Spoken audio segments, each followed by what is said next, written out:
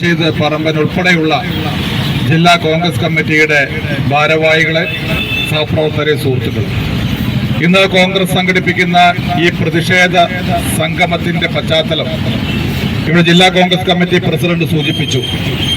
കേരളത്തിന്റെ മുഖ്യമന്ത്രി ശ്രീ പിണറായി വിജയൻ നടത്തിയ ഒരു പരാമർശം. കേരളത്തിൽ CPM-ന്റെ സംസ്ഥാന സെക്രട്ടറിയാണ് ആ പരാമർശം നടത്തിയിരുന്നെങ്കിൽ ഞങ്ങൾക്ക് പരാതിയില്ല.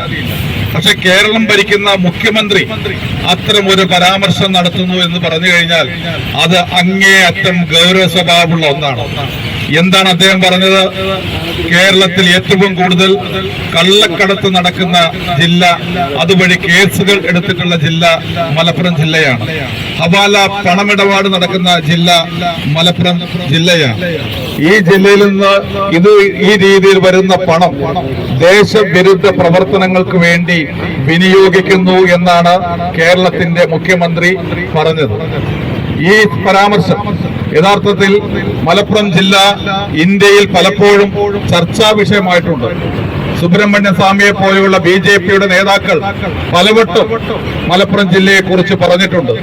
മലപ്പുറം ജില്ലയിൽ ഹിന്ദു സമൂഹത്തിന് ജീവിക്കാൻ കഴിയാത്ത ജില്ലയാണ് മലപ്പുറം ജില്ല എന്ന് ആവർത്തിച്ച് പറഞ്ഞുകൊണ്ടിരിക്കുന്ന നേതാവാണ് സുബ്രഹ്മണ്യ സ്വാമി.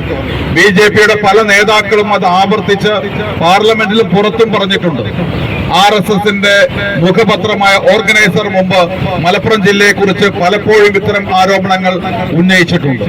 പക്ഷേ കമ്മ്യൂണിസ്റ്റ് മുഖ്യമന്ത്രിയായ പിണറായി വിജയൻ RSS നേതാക്കൾ പറയുന്ന, അതുപോലെ BJP നേതാക്കൾ പറയുന്ന അതേ കാര്യം ഇന്ന് കേരളത്തിന്റെ മുഖ്യമന്ത്രി പറയുന്നു എന്ന് പറയുമ്പോൾ അത് വളരെ ഗൗരവ സ്വഭാവമുള്ള ഒന്നാണ്.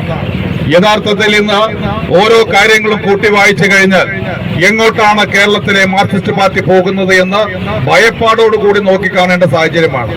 2 ആഴ്ച മുമ്പാണ് കേരളത്തിലെ പ്രമുഖ കമ്മ്യൂണിസ്റ്റ് നേതാവ് ശ്രീ P. ജയരാജൻ പറഞ്ഞത് IS റിക്രൂട്ട്മെന്റ് കേരളത്തിൽ വ്യാപകമായി നടക്കുന്നു എന്നാ പറഞ്ഞത്. IS റിക്രൂട്ട്മെന്റ് കേരളത്തിൽ നടന്നിട്ടുണ്ടെങ്കിൽ എത്ര പേര് IS റിക്രൂട്ട്മെന്റിലേക്ക് കേരളത്തിൽ നിന്ന് പോയി? ഏത് കാലഘട്ടത്തിൽ പോയി? ഏത് ഏജൻസിയാണ് അവരെ സെലക്ട് ചെയ്തത്? എന്താണ് കേരളത്തിലെ ആഭ്യന്തര വകുപ്പിന്റെ ഉത്തരവാദിത്വം? ഇത്തരം കാര്യങ്ങളൊക്കെ പരിശോധിക്കേണ്ടത് ആരാണ്? പിണറായി വിജയൻ നേതൃത്വം നൽകുന്ന ആഭ്യന്തര വകുപ്പല്ലേ? അവരതിനെക്കുറിച്ച് വ്യക്തമായി പറയണ്ടേ?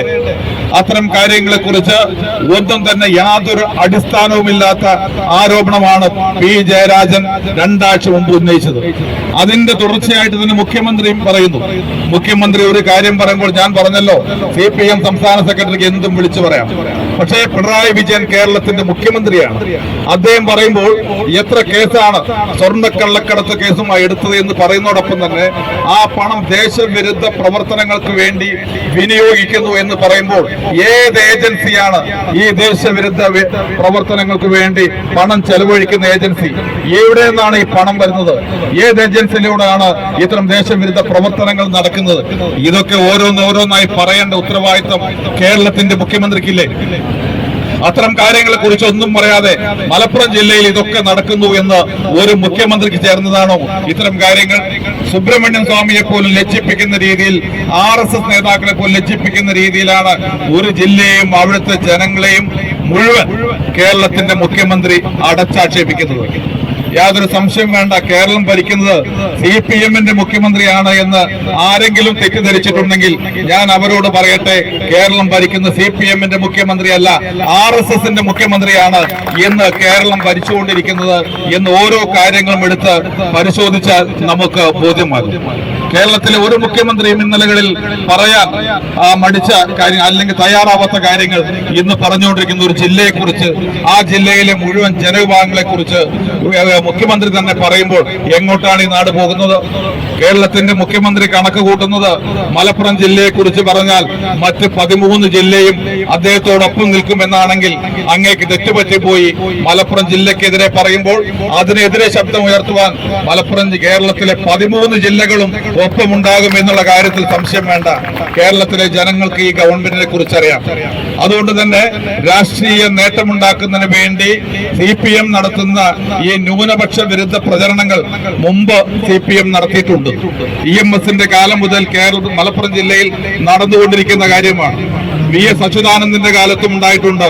മലപ്പുറം ജില്ലയിലെ കുട്ടികൾ പരീക്ഷ എഴുതുമ്പോൾ വളരെ ലാഘവത്തിൽ പറഞ്ഞ ഒന്നല്ലാതെ ഭൂരിപക്ഷ വിഭാഗങ്ങളെ പീഡിപ്പിക്കാൻ വേണ്ടി പറഞ്ഞ കാര്യങ്ങളാണ്. അങ്ങനെ ന്യൂനപക്ഷങ്ങൾക്ക് എതിരായി പറഞ്ഞ് ഭൂരിപക്ഷ പിന്തുണ നേടാമെന്നാണ് പിണറായി വിജയൻ ആഗ്രഹിക്കുന്നെങ്കിൽ പിണറായി വിജയന്റെ കണക്ക് കൂട്ടൽ തെറ്റും. പഴയ കാലത്തെ കേരളമല്ല ഇന്നത്തെ കേരളം. അതുകൊണ്ട് തന്നെ യാതൊരു സംശയവും വേണ്ട, ഇത്തരം പ്രചരണം നടത്തി കഴിഞ്ഞാൽ അതിന്റെ ഗുണഭോക്താക്കൾ കേരളത്തിലെ BJP ആയിരിക്കും എന്നുള്ള കാര്യത്തിൽ യാതൊരു സംശയവും വേണ്ട. ഇത് തീക്കൊള്ളി കൊണ്ട് തല ചൊറിയുന്നതിന് സമാനമാണ്.